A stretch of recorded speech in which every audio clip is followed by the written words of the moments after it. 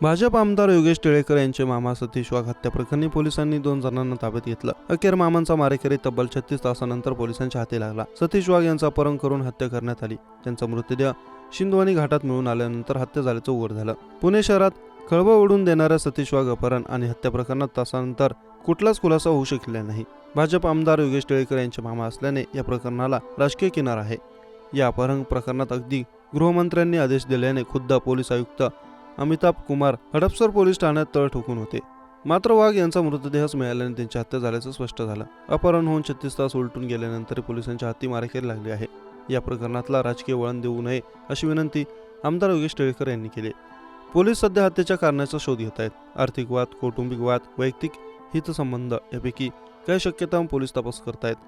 पुण्यात सातत्याने घडणाऱ्या गंभीर गुन्हेगारी घटनांमुळे शहराची कायदा सुव्यवस्था अबाधित राखण्याचं आव्हान पुणे पोलिसांसमोर असणार आहे। त्यात अपहरण, खून आणि बलात्कारासारखे गंभीर गुन्हे हे थेट नागरिकांच्या वैयक्तिक पातळीवरही मानसिक परिणाम करणारे आहेत। त्यामुळे या घटनांना अटकाव करण्यासाठी पाऊले उचलली जाणं अत्यंत महत्त्वाचं आहे।